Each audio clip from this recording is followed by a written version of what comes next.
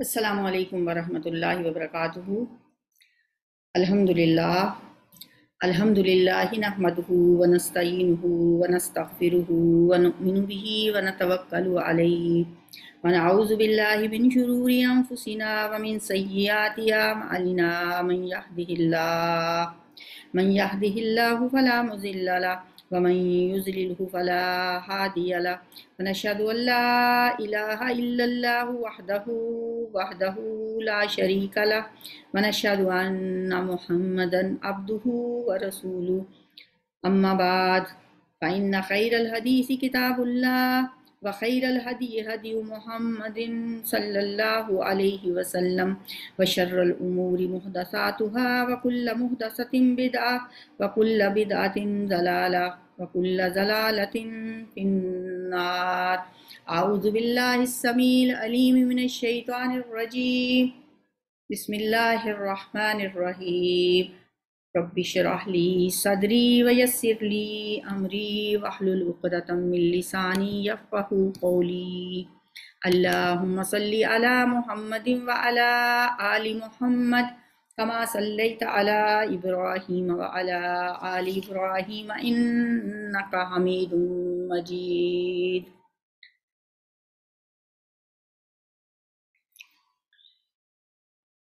ریاض الصالحین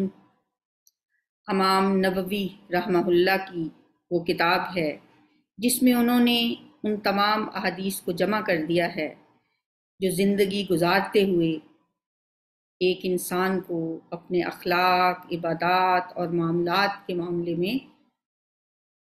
جن باتوں کی ضرورت ہوتی ہے وہ سب احادیث اس میں جمع کر دی گئی ہیں۔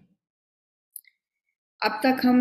4 احادیث پڑھ چکے ہیں، آج ہم حدیث نمبر 5 سے آغاز کرتے ہیں۔ وعن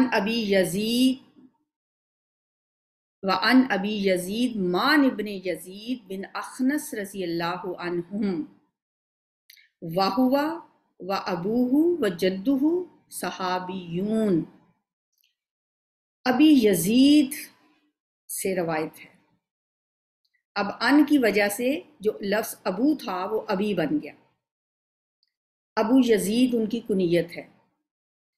مان ابن یزید ان کا نام ہے، یعنی ان کا بیٹا بھی یزید ہے اگر یہ حقیقی کنیت ہے ان کی تو، اور باپ کا نام بھی یزید ہے، اپنا نام ان کا مان ہے، مان ابن یزید۔ اب جو باپ ہے ان کا پورا نام ہے یزید بن اخنس رضی اللہ عنہم، اللہ ان سب سے راضی ہو۔ یہ 3 ہو گئے نا، یعنی کہ خود وہ کون ہے؟ مان، جن کی کنیت ہے ابو یزید، ان کے باپ کا نام کیا ہے؟ یزید، اس لیے انہیں کہا جاتا ہے مان بن یزید۔ اور یزید جو ان کے باپ ہیں ان کے باپ کا نام ہے اخنس بن حبیب، اخنس ان کا نام ہے، تو یہ 3 ہو گئے، اس لیے لکھا گیا رضی اللہ عنہم، اللہ ان سب سے راضی ہو۔ اور آگے مزید وضاحت ان کی کیا کی گئی ہے کہ واہوا، اور وہ خود یعنی مان، و ابوہ اور ان کا باپ یعنی یزید، و جدہ اور دادا کون ہے؟ اخنس۔ یہ تینوں صحابیون، یہ تینوں صحابہ ہیں، صحابی ہیں تینوں۔ اب یہاں تک یہ حدیث کی سند تھی۔ اب وہ جو مان ہے وہ کیا فرماتے ہیں؟ قال، وہ فرماتے ہیں کانا ابی یزید اخرجا دنانیرا یتصدق بہا فوضعها عند رجل فی المسجد۔ وہ کہتے ہیں کہ میرے باپ یزید نے، ابھی میرے باپ یزید نے، اخرجا نکالے، دنانیر کچھ دینار کی جمع دنانیر، کچھ دینار نکالے، یا تصدق بہا صدقے کے لیے، فوضعها عند رجل فی المسجد، پھر انہیں رکھ دیا ایک شخص کے پاس مسجد میں، مسجد نبوی میں ایک آدمی کے پاس وہ دینار جو انہوں نے صدقے کے لیے نکالے تھے وہ رکھوا دیے۔ مان بن یزید کہتے ہیں فجیتو، فَأَخَذْتُهَا، میں مسجد میں آیا اور وہ دینار میں نے لے لیے. فَأَخَذْتُهَا،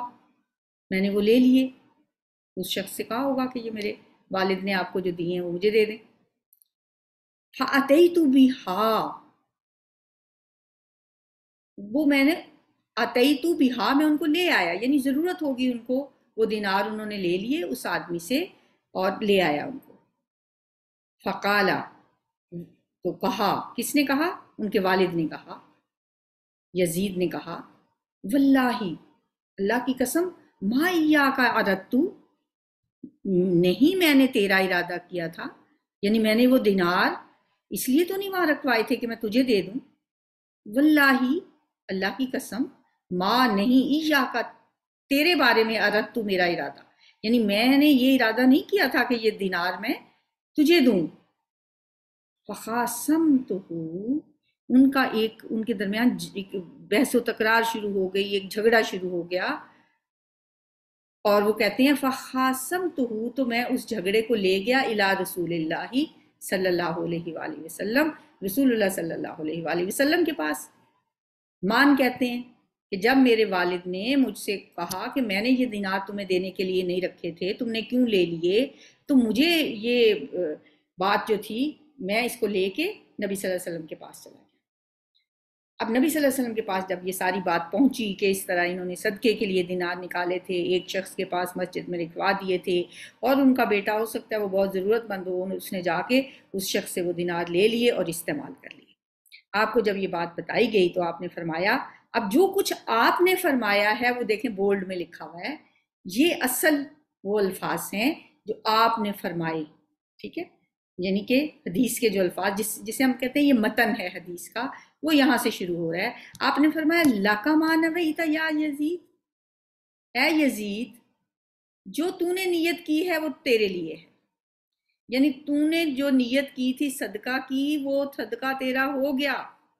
لَکَ مَا نَوَیْتَ، جو تو نے نیت کی تھی وہ تجھے مل گئی. ٹھیک ہے، لَکَ مَا نَوَیْتَ یا یزید، وَلَکَ مَا أَخَذْتَ یا مَعَن، اور اے معن جو تو نے لے لیا یہ اب تیرا ہے. بس دو الفاظ ہیں، دو سینٹنسز ہیں، دو فکرے ہیں. اے یزید، جو تو نے نیت کی تھی تجھے اس کا ثواب مل گیا، تجھے تیری نیت کا ثواب مل گیا، اور اے مان تو نے جو لیا وہ اب تیرے لیے جائز ہے. یہ ہیں اصل حدیث کے الفاظ.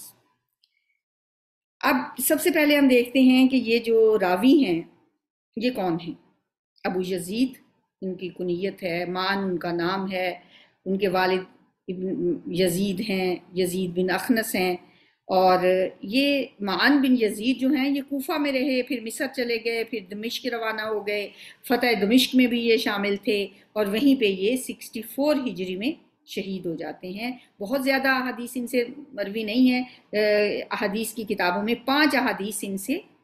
مروی ہیں، یعنی 5 حدیثوں کے یہ راوی ہیں، جن میں سے ایک حدیث یہ ہے جس میں وہ اپنا ہی واقعہ بیان کرتے ہیں. اور یہ والی حدیث یہاں پہ لانے کا مقصد کیا ہے؟ کیونکہ اس میں بھی نیت کا تعلق ہے. انہوں نے نیت کی کچھ ان کے والد نے، معن کے والد نے کچھ دنانیر صدقہ کرنے کے لیے نکالے، نیت ان کی صدقے کی تھی، صدقے کے لیے وہ رکھ دیے. اب اس کے بعد ان کے بیٹے نے وہ لے لیے، اس نے خرچ کر لیے، وہ ضرورت مند تھا، تو نیت کا اجر ان کو مل گیا، کیونکہ انہوں نے نیت کی غرض سے وہ نکال لیے تھے. اب ان کو تو صدقے کا ثواب مل گیا، بعد میں وہ ان کے بیٹے کے پاس پہنچ گئے کسی اور ذریعے سے، تو فرمایا وہ اس کے بیٹے کے لیے بھی اب وہ جائز ہو گئے. اب اس حدیث سے ہمیں کون سے مسائل پتہ چلتے ہیں؟ پہلی بات جو پتہ چلتی ہے وہ یہ ہے کہ مالی عبادت میں نیابت جائز ہے، یعنی کہ انسان اگر کسی کو نائب بنا دیتا ہے مالی عبادات میں کہ یہ میرا صدقہ میری طرف سے تم کر دینا، جیسے کچھ لوگ باہر کے ملک میں ہوتے ہیں، وہ اپنے رشتہ داروں کو کچھ پیسے بھجوا دیتے ہیں، انہیں کہتے ہیں کہ میری طرف سے یہ صدقہ کر دینا،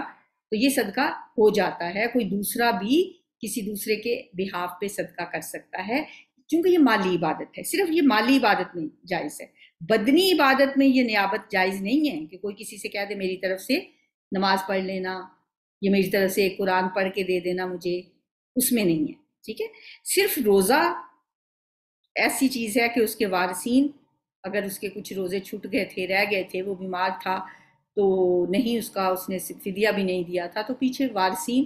اس کی طرف سے روزہ رکھ سکتے ہیں، اور ایک حج بدل کیا جا سکتا ہے، ٹھیک ہے۔ باقی بدنی عبادات جو ہیں ان میں نیابت جائز نہیں ہے، کوئی کسی سے نماز نہیں پڑھوا سکتا، کوئی ذکر اذکار نہیں کروا سکتا کہ میری طرف سے تم 1,00,000 دفعہ مجھے کلمہ پڑھ کے دے دو، میری طرف سے تم صبح شام کے اذکار پڑھ لینا، نہیں، وہ جو پڑھتا ہے اسی کو ثواب ہے۔ قرآن آپ اپنے لیے ہی پڑھتے ہیں، نماز اپنے لیے پڑھتے ہیں، ذکر اذکار اپنے لیے کرتے ہیں۔ ایک تو یہ بات پتہ چلی، دوسری اس سے پتہ چلا کہ اگر صدقہ غیر ارادی طور پہ کسی ضرورت مند اولاد کے ہاتھ آ جائے تو پھر اسے واپس لینے کی ضرورت نہیں، کیونکہ باپ نے تو کسی ضرورت مند کو دینے کی نیت کی تھی، اسے تو صدقے کا ثواب مل گیا اس کی نیت کے مطابق۔ لیکن یہ بات جو ہے یہ صرف نفلی صدقے کے بارے میں ہے، جو فرضی صدقہ ہے زکوٰۃ جو ہے وہ اگر اس طریقے سے بھی کسی اولاد کے پاس پہنچ جائے تو زکوٰۃ کی رقم اس کے لیے جائز نہیں ہے۔ نفلی صدقہ اس طرح سے اگر انڈائریکٹلی بیٹے کے پاس یا بیٹی کے پاس پہنچ جاتا ہے اور وہ ضرورت مند بھی ہے، باپ کسی اور کو دینا چاہتا تھا، اب اگر اس کے پاس پہنچ گیا ہے تو وہ اس کے لیے جائز ہے۔ دوسری بات اس سے یہ پتہ چلی۔ تیسری بات یہ پتہ چلی کہ کوئی بھی بیٹا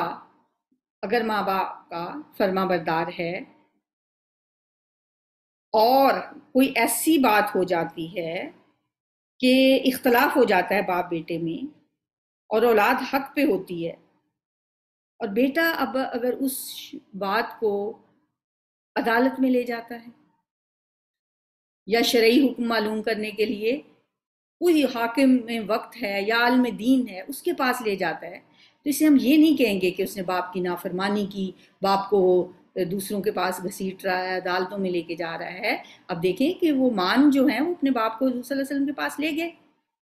کہ میں بھی ضرورت مند تھا اور میرے باپ نے یہ پیسے صدقے کے لیے رکھے ہوئے تھے تو میں نے لے کے استعمال کر لیے۔ اب شرعی مسائل میں اگر بحث و تکرار ہو گئی تو اس میں کوئی گستاخی نہیں ہے اگر بیٹا باپ کو کسی حاکم مجاز کے پاس لے جاتا ہے، یہ بات اس سے پتہ چلی۔ اگلی بات اس سے یہ پتہ چلتی ہے کہ انسان اپنے والد کی اجازت کے بغیر بھی اس کے مال میں سے اتنا لے سکتا ہے جتنا اس کے لیے ضروری ہے،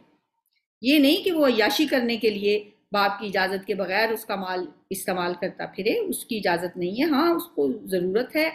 اور اس نے باپ سے پوچھا بھی نہیں، اسے پتا ہے میرے باپ کے یہ پیسے ہیں یہاں اس نے رکھوائے ہوئے ہیں، اجازت باپ سے نہیں لی اور اس نے استعمال کر لیے، تو اس سے ہمیں یہ بات پتہ چلی کہ بغیر اجازت کے اتنی رقم لی جا سکتی ہے جو اس کے لیے بہت ضروری ہے۔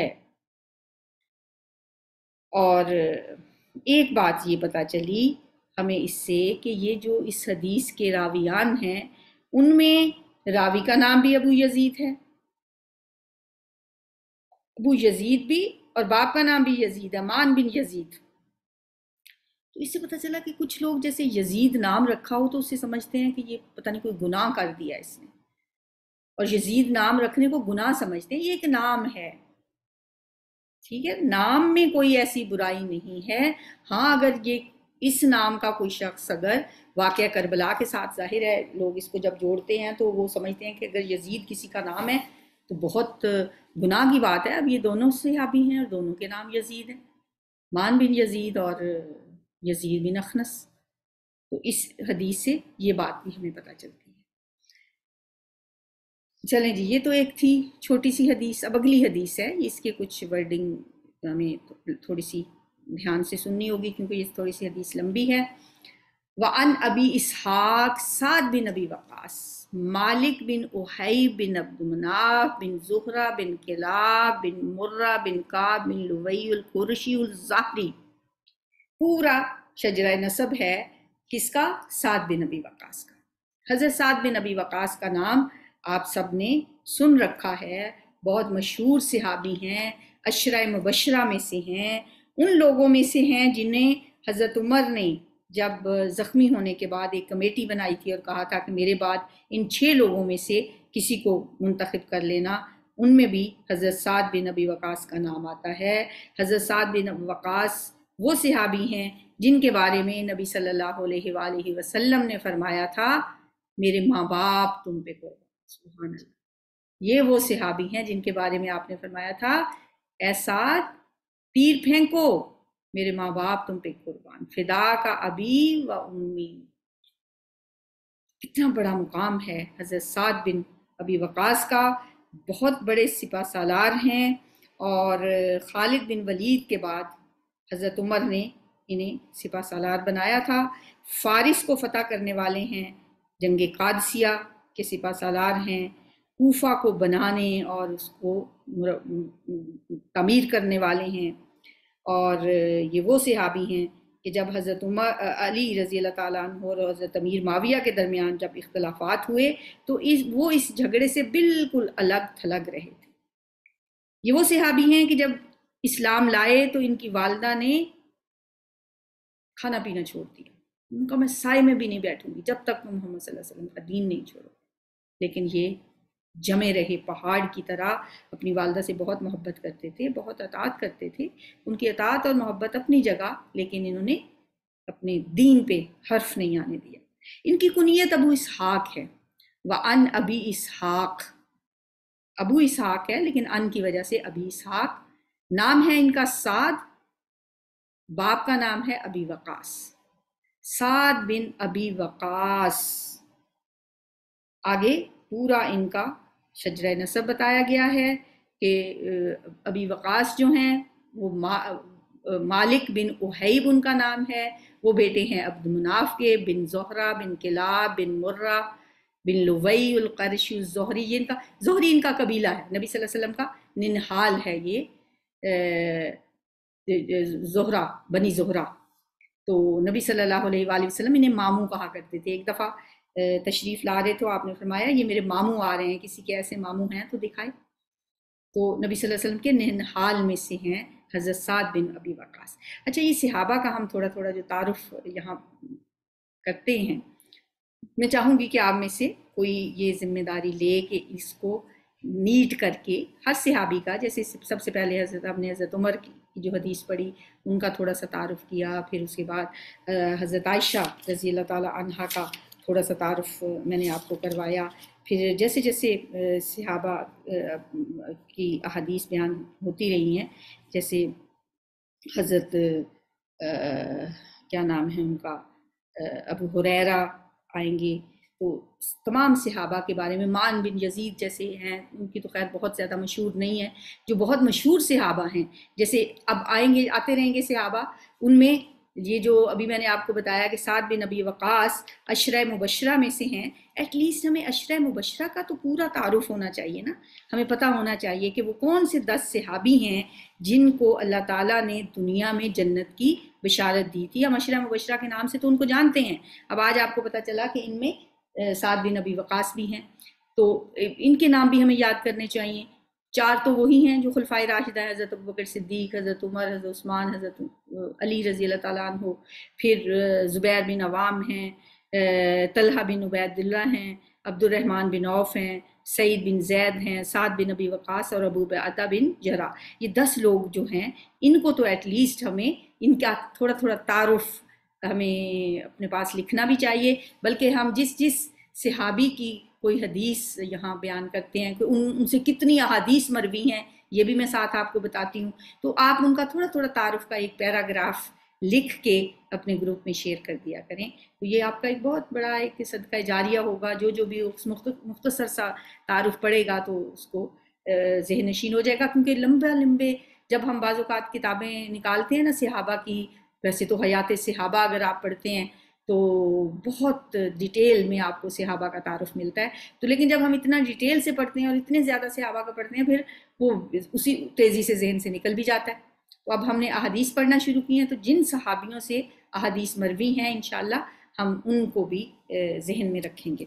تو یہ حدیث جو ہے یہ مروی ہے حضرت سعد بن ابی وقاص سے، یہ ان کا نام ہے، باقی تو ان کا پورا شجرہ نسب ہے۔ رضی اللہ عنہ احد العشرۃ المشہود، یہ عشرہ مبشرہ میں سے ہیں، لہم بالجنہ یعنی جنت کی جن کو بشارت دی گئی ہے۔ رضی اللہ عنہم، اللہ ان سب سے راضی ہو۔ قال، وہ فرماتے ہیں، جاءنی، میرے پاس آئے، رسول اللہ صلی اللہ علیہ وسلم، یعودنی، کہ آپ میری عیادت کریں،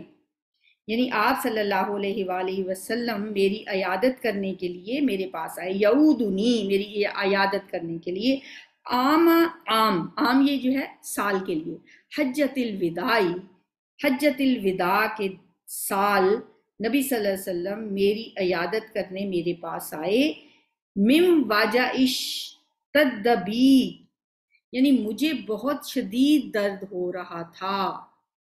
اس حالت میں آپ میرے پاس آئے کہ میں بہت شدید درد میں مبتلا تھا۔ فقلت یا رسول اللہ، تو میں نے کہا اے اللہ کے رسول، انی قد بالغ بی من الوجع ما ترى، اے اللہ کے رسول، جیسا کہ آپ دیکھ رہے ہیں، ما ترى، آپ دیکھ رہے ہیں، انی قد بالغ بی من الوجع،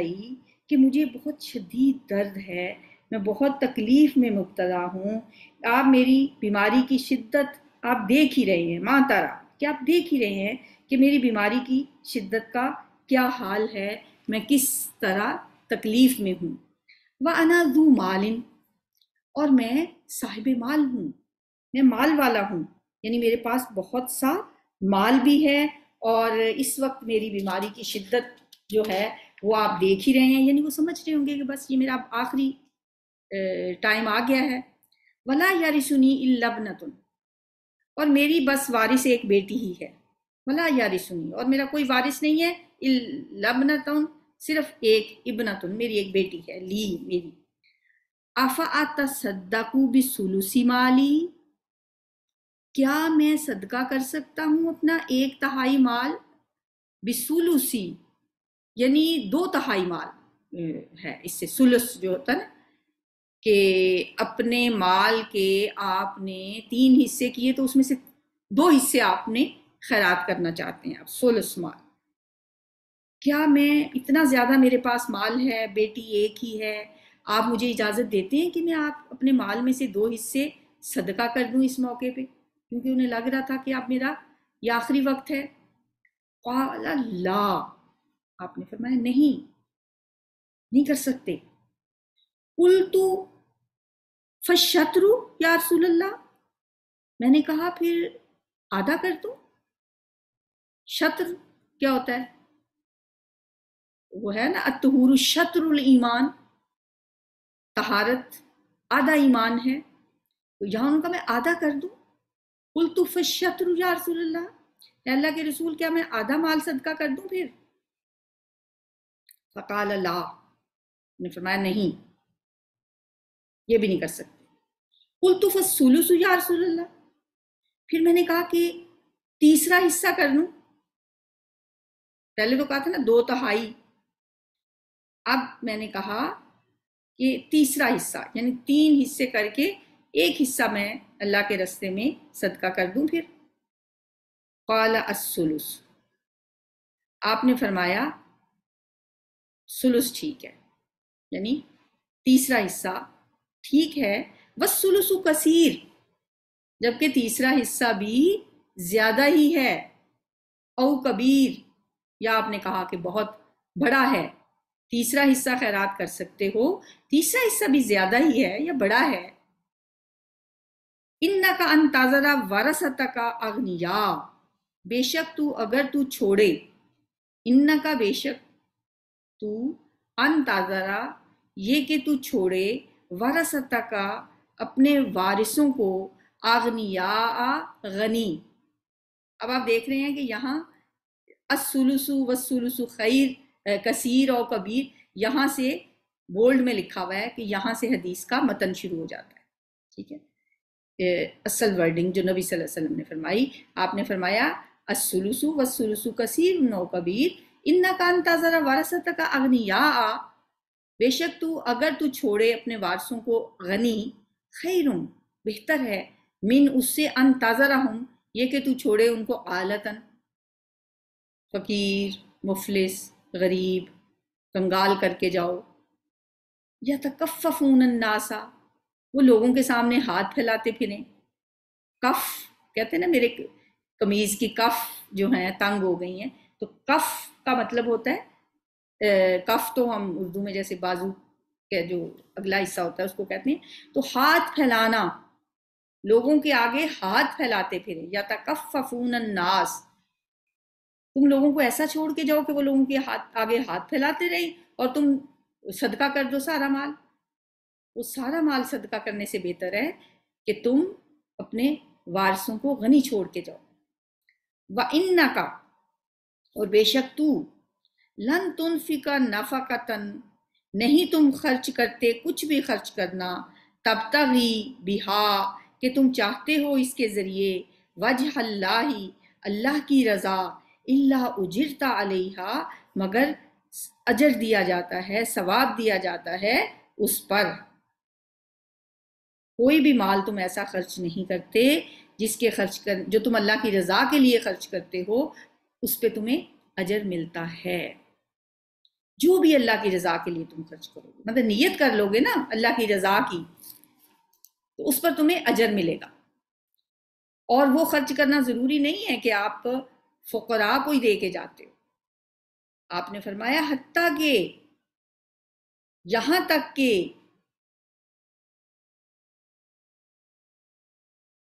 نہیں کیا لفظ ہے،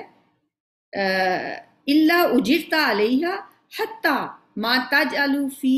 امرأتک جو کچھ کہ تم ڈالو گے اپنی بیوی کے منہ میں، یعنی جو لقمہ تم اپنی بیوی کے منہ میں ڈالو گے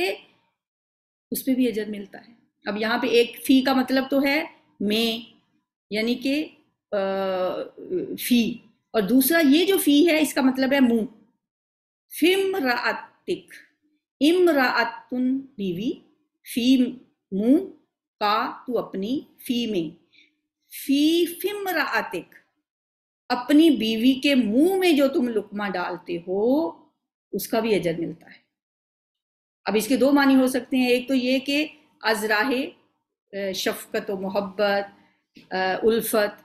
سچ مچ میں ہی ایک لقمہ بنا کے منہ میں ڈالنا، یا کوئی پھل یا کوئی چیز بیوی کے منہ میں ڈالنا، اس کا یہ مطلب بھی ہے، اور اس کا یہ مطلب بھی ہے کہ اس کے کھانے کا انتظام کرنا، اس کے لیے اس کا خرچہ اٹھانا، یہ بھی محاورتاً کہا جاتا ہے کہ بیوی کے منہ میں لقمہ ڈالنا یعنی بیوی پر خرچ کرنا۔ دونوں معنی اس سے مراد لیے جا سکتے ہیں کہ اس پہ بھی اجر ملتا ہے، حالانکہ وہ تو ذمہ داری ہوتی ہے شوہر کی کہ بیوی کو کھلائے پلائے۔ تو یہ نہ سمجھو کہ میں اپنی بیٹی کے لیے جو چھوڑ کے جاؤں گا وراثت، اور وہ بیوی بیٹی کو بھی ملے گا، ظاہر ہے باقی وارثوں کو بھی ملے گا، تو وہ جو وارثوں کو ملے گا تمہیں اس پہ بھی اجر ملے گا۔ اس لیے یہ نہ سمجھو، اب دیکھیں اس حدیث نے ہمارے کتنے مسئلے حل کر دیے۔ اب جو لوگ جن کی ایک ہی بیٹی ہوتی ہے یا دو چار بیٹیاں ہوتی ہیں، بیٹے نہیں ہوتے، تو ان کو یہی غم کھائے جا رہا ہے کہ بس ہمارا مال تو ہمارے بعد ضائع ہو جائے گا، مل جائے گا، دور دور رشتہ داروں کو چلا جائے گا۔ الحمدللہ۔ تو اب اس حدیث سے کتنی بات کلیئر ہو گئی کہ اگر کوئی شخص اس طرح مال چھوڑ کے جاتا ہے اور وہ مال چھوڑنے کے بعد اس کا مال وارثوں میں تقسیم ہو جاتا ہے، اس کے بھائیوں میں، یا بھائی نہیں ہے تو کزنوں میں، یا جہاں جہاں پہ بھی، تو اسے اجر ملے گا۔ جب اللہ تعالیٰ نے یہ فرما دیا کہ بیوی پہ خرچ کرنے کا اجر ملتا ہے، تو پھر وارثوں کے لیے چھوڑنے پہ کیوں اجر نہیں ملے گا؟ اور کس موقع پہ نبی صلی اللہ علیہ وسلم یہ بات فرما رہے ہیں بیوی پہ خرچ کرنے کی؟ جبکہ ایک شخص یہ چاہتا ہے کہ میری صرف ایک ہی بیٹی ہے اور میں چاہتا ہوں کہ اپنا آدھا مال یا 2 حصے مال کے اللہ کے راستے میں خرچ کر جاؤں، تو اللہ کے نبی فرماتے ہیں نہیں، ایسا نہ کرو۔ جو تم وارثوں کے لیے چھوڑ کے جاؤ گے، وارثوں کو غنی چھوڑ کے جاؤ گے، تو وہ بھی، اس پہ بھی اللہ تعالیٰ تمہیں اجر دیں گے۔ سبحان اللہ،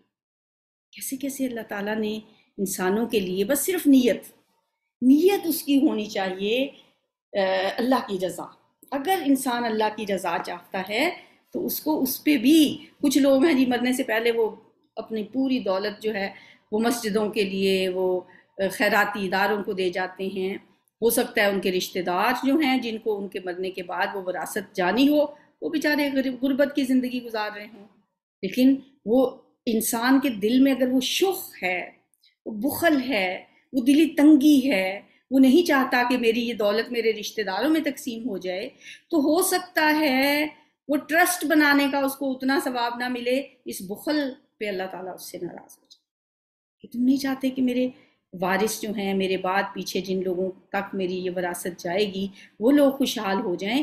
ان کی خیر خواہی پہ تمہارا دل راضی نہیں ہے، اس لیے تم ان کے منہ سے وہ لقمہ نکال کے تم کسی ہسپتال کو دینا چاہتے ہو۔ نیت تو یہ ہے، بظاہر یہ لگ رہا ہے کہ واہ واہ واہ بھی بڑا نیک کام کر گیا، بڑا ہی نیک بندہ تھا، وہ ساری دولت اپنی ہسپتالوں کو دے گیا، وہ کسی کے منہ سے کھینچ کے لے کے آیا ہے، وہ اس کا تھا ہی نہیں۔ مال آپ کا وہ ہے جو آپ نے زندگی میں کھا لیا، استعمال کر لیا، مرتے وقت جو چھوڑ رہے ہو وہ تو آپ کا ہے ہی نہیں۔ کسی کے مال پہ آپ اپنی دکان چمکانا چاہتے ہیں؟ ہاں، جب آپ جوانی میں ہیں، آپ کے پاس مال بھی ہے اور اس مال کے استعمال کرنے کے بہت سے آپ کے پاس ذرائع بھی ہیں، اب آپ اس ادھر سے ہاتھ تنگ کر کے اب آپ مسجدیں بنائیں، اب آپ ٹرسٹ قائم کریں، اب آپ ہسپتالوں کو دیں، اس پہ اجر آپ کو ملے گا۔ یہ مرتے مرتے دوسروں کا مال چھین کے کسی کو دے جانا، اس پہ کوئی ثواب نہیں۔ اب اس حدیث سے یہی بات پتہ چل رہی ہے۔ قال، کہتے ہیں فقلت یا رسول اللہ، کہتے ہیں میں نے کہا اے اللہ کے رسول، یہ حضرت سعد بن نبی وقاص نبی صلی اللہ علیہ وآلہ وسلم کی یہ بات سننے کے بعد فرماتے ہیں، میں نے کہا یا رسول اللہ اخلف بعد اصحابی، میں اپنے ساتھیوں سے، اپنے اصحاب سے پیچھے رہ جاؤں گا؟ یعنی میں نے کہا کیا میں اپنے ساتھیوں کے چلے جانے کے بعد میں پیچھے رہ جاؤں گا؟ اب اس کا ایک تو یہ بھی مطلب ہو سکتا ہے کہ میرے ساتھی جو ہیں وہ تو ہجرت کر کے گئے مکہ سے، اور بس پھر وہ وہیں پہ جا کے مدینہ میں ہی رہے اور وہیں پہ وہ فوت ہوئے یا فوت ہوں گے، لیکن میں واپس مکہ آیا ہوا ہوں، کیونکہ وہ مکہ میں تھے جب وہ بیمار تھے، فتح مکہ کے موقع پہ وہ بیمار ہو گئے تھے اور اسی بیماری کی یہ بات ہے، تو میں مکہ آ کے فوت ہو جاؤں گا تو میں تو ان سے پیچھے رہ جاؤں گا، کیونکہ جو ہجرت جہاں سے انسان کر کے جاتا ہے نا اللہ کی رضا کی خاطر، پھر وہاں آ کے مستقل رہنا، وہاں پہ سکونت اختیار کرنا، یہ جائز نہیں ہے۔ اب یہ مکہ میں اگر وہ سوچ رہے ہیں کہ میں مکہ میں فوت ہو رہا ہوں تو میں ان سے پیچھے رہ جاؤں گا، اور اس کا مطلب یہ بھی ہے، ایک تو اس کا یہ مطلب ہے، اور دوسرا اس کا مطلب یہ بھی ہے کہ میرے جو ساتھی ہیں وہ مجھ سے پہلے فوت ہو جائیں گے اور میں دنیا میں اکیلا رہ جاؤں گا۔ یہ دونوں معنی اس کے ہو سکتے ہیں۔ بہرحال نبی صلی اللہ علیہ وآلہ وسلم نے اس پہ پھر آگے انہیں فرمایا، قال، آپ نے فرمایا انک لن تخلف، بے شک تو اگر تو پیچھے رہ بھی گیا، یعنی اگر ایسا ہوا بھی کہ تم پیچھے رہ گئے، یعنی کہ تمہارے ساتھی فوت ہو گئے، تم دنیا میں پیچھے رہ گئے، اب آپ جو جواب دے رہے ہیں نا وہ دوسری بات کا ہے کہ اگر تم تمہارے ساتھی فوت ہو جاتے ہیں اور تم دنیا میں باقی رہ جاتے ہو تو پھر فتعمل عملا، پھر تم عمل کرتے ہو کچھ کام، تب تغی کہ تم تلاش کرتے ہو یا چاہتے ہو بھی ان کے ذریعے وجہ اللہ، اللہ کی رضا، یعنی اللہ کی خوشنودی کے تم کام کرتے ہو، تم پیچھے رہ جاتے ہو، زندگی تمہیں مل جاتی ہے اور تم پیچھے رہ جاتے ہو، پھر تم ان کے جانے کے بعد پیچھے دنیا میں اللہ کی رضا کے فتعمل عملا تبتغی به وجہ اللہ، پھر تم ایسے کام کرتے ہو جن سے تم اللہ کی خوشنودی حاصل کرتے ہو، الا ازددت به درجۃ ورفعۃ، پھر ان کے ذریعے سے تمہارے درجات بلند ہوتے ہیں اور تمہیں درجے ملتے ہیں۔ ٹھیک ہے، کہ اگر تم ایسا ہوتا بھی ہے کہ اگر تم دنیا میں پیچھے رہ جاتے ہو اور تم اللہ کی رضا کے کام کرتے ہو تو پھر تمہیں یہ کام کرنے سے، اللہ کی رضا کے لیے جو کام بھی تم کرو گے، اس سے تمہارے درجے میں زیادتی ہوگی اور بلندی ہوگی، تمہارے درجے بلند ہوں گے اگر تم پیچھے رہ جاتے ہو۔ الَّذَّتَ، زیادہ ہوں گے، بھی اس کے ساتھ، درجتاً ورفعتاً، یعنی رفت و بلندی ملے گی تمہیں، درجات اعلیٰ ملیں گے۔ اور آپ نے پھر وہاں پہ ایک طرح سے پریڈکشن ہی ہے یہ، وَلَعَلَّكَ أَن تُخَلَّفَ، آپ نے فرمایا کہ امید ہے کہ تمہیں مزید زندگی کا موقع ملے گا، کہ شاید تمہیں مزید زندگی گزارنے کا موقع دیا جائے، اللہ کا شاید کہ تجھے ان تخلفا، کہ تم پیچھے رہ جاؤ اپنے ساتھیوں سے اور تمہیں مزید زندگی مل جائے، اور حتی ینتفع بک اقوام، یہاں تک کہ کچھ لوگ تم سے فائدہ اٹھائیں. ٹھیک ہے، یہ ہو سکتا ہے کہ تمہیں زندگی اور مل جائے، اور ان تخلفا یہ کہ تم پیچھے رہ جاؤ یعنی تمہیں زندگی مل جائے، حتی ینتفع بک، یہاں تک کہ فائدہ اٹھائیں تیرے ذریعے، اقوام کچھ لوگ، وَیَضُرَّ بِکَ آخرون، اور تکلیفیں اٹھائیں تمہارے ذریعے سے کچھ لوگ. یعنی ایسا ہو سکتا ہے کہ تمہیں زندگی ملے اور پھر اس زندگی میں تم ایسے کام کرو جس سے حتی ینتفع بک اقوام، کچھ لوگوں کو تمہارے ذریعے سے فائدے پہنچے، وَیُضَرَّ بِکَ آخرون، وَیَضُرَّ بِکَ آخرون، اور کچھ لوگوں کو تمہارے ذریعے سے تکلیفیں اٹھانا پڑے. یعنی کہ جب، اور پھر ایسا ہی ہوا نا، ان کو اللہ تعالیٰ نے صحت بھی دے دی، اس تکلیف سے وہ باہر نکل آئے، ان کو زندگی ملی، پھر انہوں نے جنگ قادسیہ لڑی، پھر انہوں نے فارس فتح کیا، ان کے ذریعے سے دشمنوں کو بہت سے اذیتیں پہنچیں اور مسلمانوں کو بہت سے فائدے حاصل ہوئے. تو نبی صلی اللہ علیہ وسلم کی یہ پریڈکشن، آپ کی پیشین گوئی پھر سچی ثابت ہوئی. پھر آپ نے وہاں پہ ایک دعا کی، اللہم امضی اصحابی ہجرتہم، اے اللہ میرے اصحاب نے جو ہجرت کی ہے، میرے صحابہ کی ہجرت کو پورا فرما دے. یعنی ہجرت کو پورا کرنا کیا ہے کہ اللہ کی رضا کے لیے انہوں نے مکہ چھوڑا، اللہ کی رضا کے لیے وہ گئے یہاں سے، اور پھر اب اس پہ وہ قائم بھی رہیں. یہ نہ ہو کہ کوئی شخص جب مکہ فتح ہو گیا تو آ کے مکہ میں رہنا شروع کر دے کہ یہاں تو میرا یہ گھر تھا اور یہاں میری یادیں تھیں. ان کے لیے اب یہ جائز نہیں تھا کہ وہ واپس آ کے مکہ میں رہیں. تو اس لیے آپ نے دعا کی، اللہم امضی لاصحابی ہجرتہم، اے اللہ میرے ساتھیوں کی، میرے صحابہ کی ہجرت کو مکمل کر دے، پورا کر دے. اور آپ نے ساتھ ہی ساتھ ایک افسوس کا اظہار کیا، اور ساتھ یہ فرمایا وَلَا تَرُدَّهُمْ عَلَىٰ آقَابِهِمْ، اور انہیں ان کی ایڑیوں کے بل واپس نہ پلٹانا. مطلب ایسا نہ ہو کہ کوئی شخص واپس آ کے مکہ میں رہنے شروع کر دے. لیکن البائس سعد ابن خولہ، ہاں سعد ابن خولہ کی حالت ذات جو ہے وہ تو قابل رحم ہے. سعد ابن خولہ کی بات یہ تھی کہ وہ ہجرت کر کے مکہ سے مدینہ چلے تو گئے تھے، لیکن پھر وہ واپس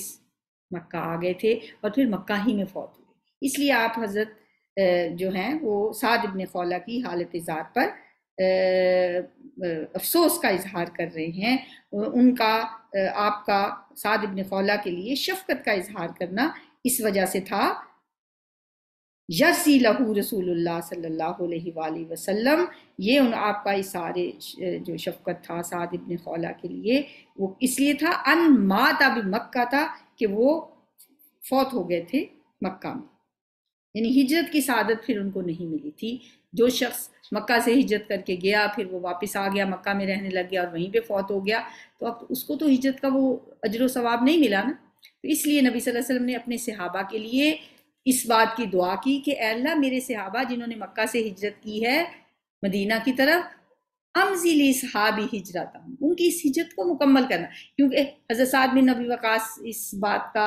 اظہار کر رہے ہیں اور اس بات پہ وہ ان کو پریشانی ہے کہ کہیں میں مکہ میں فوت نہ ہو جاؤں، کہیں میں اپنے ساتھیوں سے اجر میں پیچھے نہ رہ جاؤں. جو لوگ مکہ سے ہجرت کر کے مدینہ گئے ان کی ہجرت تو پوری ہو جائے گی، لیکن حالانکہ ان کی تو نیت پہ بات تھی، لیکن ان کو ایک اس بات کا اندیشہ تو تھا کہ اگر میں یہاں فوت ہو گیا کہیں ایسا نہ ہو میں اجر میں پیچھے رہ جاؤں. تو اس موقع پہ پھر نبی صلی اللہ علیہ وسلم اپنے صحابہ کی ہجرت مکمل ہونے اور پوری ہونے کی دعا بھی کرتے ہیں. اللہم امضی لاصحابی ہجرتہم ولا تردہم علی اعقابہم، اور ان کو ان کی ایڑیوں کے بل نہ لوٹانا. پھر ایک ایسی مثال چونکہ سامنے تھی، پھر آپ اس کے لیے افسوس کا اظہار بھی کرتے ہیں کہ سعد ابن خولہ کا معاملہ جو ہے وہ قابل رحم ہے، کیونکہ وہ جو تھے انہوں نے، ان کی ہجرت پوری نہیں ہو سکی تھی اور وہ واپس آ کے مکہ میں رہنے لگے اور اسی طرح مکہ میں ان کا انتقال ہو گیا تھا. چلیں جی، یہ حدیث جو ہے اس سے اب ہمیں کن باتوں کا پتہ چلتا ہے، کیا کیا مسائل اس حدیث سے نکلتے ہیں. پہلی بات تو یہ ہے نبی صلی اللہ علیہ وآلہ وسلم کا تیمارداری کرنا، حضرت سعد بن ابی وقاص کی۔ اس سے پتہ چلتا ہے کہ ایک مومن کا دوسرے مومن کی تیمارداری کرنا ایک بہت بڑا عمل ہے، جیسا کہ ایک حدیث میں آتا ہے کہ ایک مومن کے دوسرے مومن پہ 6 حق ہیں، ان میں سے ایک حق یہ بھی ہے کہ جب وہ بیمار ہو تو اس کی بیمار پرسی کی جائے۔ نبی صلی اللہ علیہ وآلہ وسلم فتح مکہ کے موقع پہ مکہ میں ہیں اور اپنے ایک ساتھی کی عیادت کے لیے آپ جاتے ہیں، اور یہ جو ہے سال کہتے ہیں، یہ فتح مکہ کا سال نہیں ہے، یہ حجۃ الوداع کا موقع ہے، حجۃ الوداع کے موقع پہ۔ پھر یہ کہ حضرت سعد بن ابی وقاص جو ہیں وہ اپنی بیماری کا اظہار کرتے ہیں، اور اس سے یہ بات پتہ چلی کہ تکلیف میں صبر تو اپنی جگہ پہ ہے، لیکن اگر کسی وقت اپنی تکلیف کا ذکر بھی کر دیا جائے، کسی سے اظہار کر دیا جائے کہ مجھے یہ تکلیف لاحق ہے، تو اس میں کوئی مذائقہ نہیں ہے، یعنی تکلیف کا اظہار بھی جائز ہے۔ ہاں، ہر وقت اپنی تکلیف کا اظہار ہی کرتے چلے جانا، ہائے مجھے یہ ہو گیا، ہائے مجھے یہ ہو گیا، ہر وقت، وہ بات پسندیدہ نہیں ہے، لیکن کسی وقت اپنے درد کی شدت کا کسی دوسرے کو بتا دینا، جیسے سعد بن ابی وقاص بتاتے ہیں، ہو سکتا ہے کہ آپ صلی اللہ علیہ وسلم اس کے لیے دعا ہی کریں، یا انسان اس نیت سے بتاتا ہے، بات تو ساری کی ساری نیت پہ آ کے ختم ہوتی ہے نا۔ اس نیت سے بھی ہم کسی کو بتا سکتے ہیں کہ اگلا بندہ آپ کے لیے دعا کرے گا، اور اب دیکھیں جب آپ کوئی ایسی بات کر رہے ہیں تو آپ کے دل میں کوئی نہ کوئی نیت تو ہوتی ہے، وہ اپنی نیتوں کی اصلاح ضروری ہے کہ اس وقت انسان کیا سوچ رہا ہے، کس نیت سے کر رہا ہے، کیا وہ دوسروں کی ہمدردیاں حاصل کرنا چاہتا ہے، کیا وہ اپنے آپ کو قابل ترس بنانا چاہ رہا ہے، یا کہ یہ سوچ رہا ہے کہ بس ساری تکلیفیں اب میرے لیے ہی رہ گئی ہیں، یا ہو سکتا ہے کہ کچھ ایسے لوگ بھی ہوں کہ وہ کہیں کہ میں اتنی تکلیف میں ہوں، کوئی میری کوئی مالی مدد کر دے، ہر طرح کی نیت ہو سکتی ہے۔ جو بھی کوئی نیت اس وقت کر رہا ہے معاملہ اس کے مطابق ہوگا۔ بہرحال یہ کہہ دینے سے کہ مجھے بہت تکلیف ہے، اس سے بات اس کی اس ورڈنگ سے کوئی گناہ ثواب نہیں ہے، اصل معاملہ یہ ہے کہ وہ کس نیت سے کہہ رہا ہے۔ زیادہ تر تو لوگوں کی یہی نیت ہوتی ہے نا کہ اگر میں کسی کو بتا رہا ہوں کہ بس میرے لیے دعا کر دیں کہ میں بہت تکلیف میں ہوں، یہ تو نیت جائز ہے۔ پھر اس حدیث سے ہمیں یہ پتہ چلتا ہے کہ بیماری کے دوران اگر کوئی شخص صدقہ کرنے کا ارادہ کرتا ہے تو وہ جائز ہے۔ ایسا نہیں ہے کہ کہیں جی اب تو بس مرنے کے قریب کہہ رہا ہے کہ میں نے صدقہ کرنا ہے، تو حضرت سعد بن ابی وقاص نے بھی یہی کہا تھا نا۔ ہاں، اس صدقہ کی مقدار پہ نبی صلی اللہ علیہ وسلم نے ان کو منع کیا تھا۔ صدقہ کیا جا سکتا ہے لیکن صدقہ کی مقدار اتنی نہیں ہونی چاہیے جو 1/3 سے زیادہ ہو۔ تو اس حدیث سے ہمیں یہ پتہ چل گیا کہ صدقہ ہر شخص اپنے اس مال میں سے جو وارثوں کا مال ہے، اب ظاہر ہے جو شخص دنیا سے جا رہا ہے اس کا مال اپنا تو نہیں ہے، اب جن کے لیے چھوڑ کے جا رہا ہے وہ ان کا مال ہے، ہاں اتنی اجازت نبی صلی اللہ علیہ وسلم نے دے دی کہ 1/3 کا وہ صدقہ کر سکتے ہیں۔ مطلب کسی شخص کے پاس اگر 3 لاکھ روپیہ ہے تو وہ سارے کا سارا اپنے وارثوں کے لیے نہیں چھوڑ کے جانا چاہتا، تو اس میں سے سارا وہ صدقہ نہیں کر سکتا، آدھا بھی نہیں کر سکتا، 1 لاکھ صدقہ کر سکتا ہے، یعنی تیسرا حصہ وہ صدقہ کر سکتا ہے، اور وہ صدقہ غیر وارثوں کے حق میں، یعنی وصیت بھی وہ کر سکتا ہے کہ میرے مال میں سے اتنا آپ فلاں کو دے دیں، فلاں کو دے دیں، لیکن جن کے لیے وصیت کرے گا وہ اس کے وارث نہیں ہونے چاہیے۔ اس لیے کہتے ہیں نا جو وصیت ہے وہ غیر وارثوں کے حق میں ہوگی، تو غیر وارثوں کے جو بھی وہ دے گا وہ صدقہ ہی ہوگا، اس کی طرف سے نفلی صدقہ ہوگا کہ فلاں کو دے دیں، فلاں کسی ادارے کو دے دیں، مسجد کو دے دیں، فلاں میرے بھتیجے کو دے دیں جو اس کا وارث نہیں ہے۔ جیسے ہوتا ہے کہ جیسے اب دادا ہے، دادا کی وراثت جو ہے پوتے کو تو نہیں جاتی، اگر بیٹا فوت ہو گیا تو اب وہ اپنے پوتے کے لیے بھی وصیت کر سکتا ہے کہ میرا 1/3 مال جو ہے میرے اس پوتے کو دے دیا جائے۔ تو یہ وصیت بھی جائز ہے، صدقہ کرنا بھی جائز ہے، لیکن اس کی مقدار پہ ایشو ہے کہ مقدار جو ہے وہ 1/3 سے زیادہ نہیں ہونی چاہیے۔ اب دیکھیں انہوں نے تو یہی سمجھا تھا کہ میری آخری شاید وقت آ گیا، لیکن وہ صحت یاب ہو گیا اس کے بعد پھر تو پورا مال صدقہ کرنا درست نہیں ہے، یہ بات اس سے نکلی۔ اور یہ ایک بات ہمیں پتہ چلی کہ جو وارثوں کے لیے مال چھوڑ کے ہم جائیں گے وہ ضائع نہیں ہو جاتا جیسا کہ لوگوں کا خیال ہے۔ پوری کوشش لوگوں کی یہ ہوتی ہے کہ بس جو بھی ہے، اگر کسی کی بیٹیاں ہیں تو بس ان بیٹیوں کے نام لگا دیں تاکہ دوسرے وارثوں کو نہ ملے، دوسرے وارثوں کو محروم کرنے کے لیے ہم ایسا کرتے ہیں، اور یہ بہت پھر گناہ کی بات ہوتی ہے کیونکہ یہ اگر انسان سوچ لے کہ وہ جو میرے وارثوں کو ملے گا،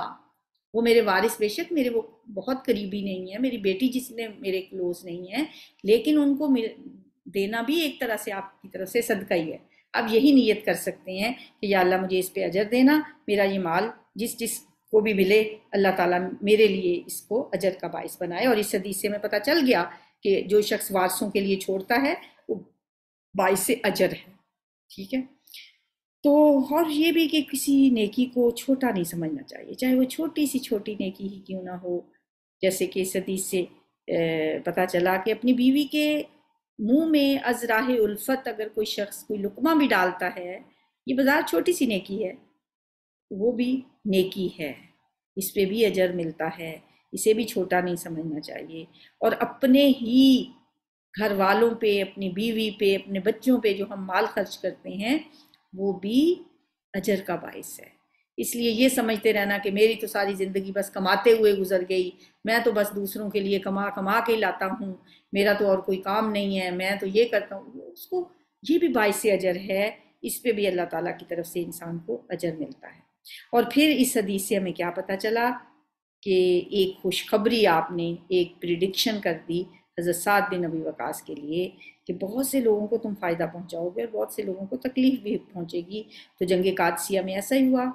فارس فتح جب ہوا تو مسلمانوں کو تو خوشی ہوئی لیکن دشمنوں کو تکلیف ہوئی. تو ایک 7ویں بات اس سے جو پتہ چلتی ہے وہ یہ ہے کہ جو علاقہ اللہ کے لیے چھوڑ دیا جائے، جہاں سے ہجرت ایک دفعہ کی جائے، پھر اس کو دوبارہ مسکن بنانا جائز نہیں ہے. نبی صلی اللہ علیہ وسلم کو بھی مکہ بہت عزیز تھا، آپ کے ساتھیوں نے بھی اپنا گھر بار چھوڑا، مکہ چھوڑا، تو بہت ہیوی ہارٹ کے ساتھ، بہت خوشی سے نہیں چھوڑ کے گئے تھے. کوئی بھی نہیں، ہجرت کرنا کوئی اتنا آسان نہیں ہوتا. جب آپ ہجرت کرتے ہیں، اپنا گھر بار چھوڑتے ہیں، اپنی یادیں چھوڑتے ہیں، اپنی جائیدادیں چھوڑتے ہیں. بعض اوقات فتح مکہ ہجرت مدینہ کے وقت تو لوگوں نے اپنی اولادیں پیچھے رہ گئیں، کسی کی بیویاں پیچھے رہ گئیں، کسی کے ماں باپ پیچھے رہ گئے، بھائی پیچھے رہ گئے، اپنے جگر کے گوشے چھوڑ کے گئے. بہت بڑا یہ کام ہے ہجرت کرنا، اور اس پہ اجر بھی اتنا ہی بڑا ہے. تو جب پھر اللہ کے خاطر جو چیز چھوڑ دی جائے پھر دوبارہ اس کی طرف آنکھ اٹھا کے بھی نہیں دیکھنا چاہیے. یہ بات ہمیں اس حدیث سے پتہ چلی. بہرحال جی، خلاصہ اس حدیث کا یہیں سے پڑھ لیتے ہیں جو اس حدیث کی کتاب میں ہی لکھا ہوا ہے کہ پہلی بات اس میں کیا ہے کہ صحابہ اس شہر میں دوبارہ آ کے رہنا پسند ہی نہیں کرتے تھے جس سے انہوں نے اللہ کی رضا کے لیے چھوڑا. ظاہر ہے یہ جائز بھی نہیں ہے. ٹھیک ہے. اس شہر کی محبت کے باوجود اللہ کی رضا کے لیے جو ہجرت کی تھی، اس لیے حضرت سعد بھی ڈر رہے تھے کہ کہیں ان کی موت مکے میں نہ ہو جائے. چنانچہ ان کے لیے آپ نے ہجرت کے پورا کرنے کی دعا بھی فرمائی کہ اللہ تعالیٰ ان کی ہجرت کو پورا کرے. اور سعد بن خولہ کی حالت ذات پر آپ نے دکھ کا اظہار کیا کیونکہ ان کی وفات مکہ میں ہوئی، جس کی وجہ سے وہ ہجرت کے پورے ثواب سے محروم ہے. نمبر 2، یہ حدیث اس بات کی دلیل ہے کہ مرض الموت میں انسان 1/3 سے زیادہ صدقہ نہیں کر سکتا اور نہ صدقہ کی وصیت کر سکتا ہے. اس سے یہ بھی پتہ چلا کہ فوت ہونے سے پہلے صدقہ کرنا ایک اچھا عمل ہے، مستحسن عمل ہے. اس لیے جو شخص بیمار ہے انہیں کچھ نہ کچھ صدقہ کرنا چاہیے، جیسے سعد بن ابی وقاص نے اس وقت صدقہ کرنے کا سوچا. اور اکثر ہمارے بزرگوں میں سے اکثر لوگوں کی ایسی مثالیں ہمیں ملتی ہیں کہ وہ آخری وقت میں جتنی اجازت ہے اتنا صدقہ کیا کرتے تھے. تو دوسرا یہ ہے، تیسری بات یہ ہے کہ انسان کی اگر نیت صحیح ہو تو پھر بیوی بچوں پہ بھی جو وہ خرچ کرتا ہے اس پہ بھی اسے اجر ملتا ہے. اور چوتھی بات یہ ہے کہ انسان اپنی بیماری میں اپنی تکلیف کا اظہار کر سکتا ہے تاکہ کوئی دعا کر سکے اس کے لیے، لیکن اس کے دل میں اللہ کے خلاف کوئی شکوہ نہیں ہونا چاہیے. اور 5ویں بات اس سے یہ پتہ چلی کہ صدقات میں اپنے قریبی رشتہ داروں کو فوقیت دینی چاہیے. قریبی رشتہ داروں کو جو جیسے ان سے کہا کہ آپ اپنے وارثین کے لیے چھوڑ جائیں تو یہ زیادہ بہتر ہے کیونکہ وہ ان کے قریبی ہیں. ٹھیک ہے. تو یہ باتیں اس حدیث سے ہمیں پتہ چلتی ہیں. اللہ تعالیٰ سے دعا ہے کہ ہمیں ان تمام باتوں پہ عمل کرنے کی، انہیں آگے پہنچانے کی توفیق عطا فرمائے، ہمیں احادیث کو سمجھنے کی، یاد کرنے کی اور اللہ کے نبی صلی اللہ علیہ وسلم کے ساتھ ایک تعلق کی بنیاد بنا دے ان احادیث کو پڑھنا. جو ہم یہ حدیث پڑھ رہے ہیں، یاد کر رہے ہیں، اس سے ہمارا آپ صلی اللہ علیہ وسلم کے ساتھ ایک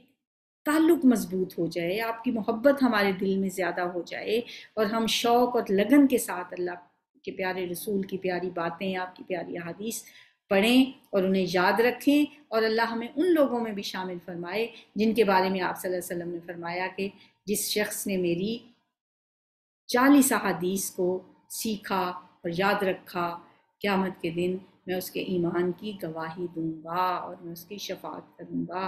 اللہم اجعلنا منہم. سبحانک اللہم و بحمدک، نشہد ان لا الہ الا انت، نستغفرک و نتوب الیک. السلام علیکم ورحمۃ اللہ.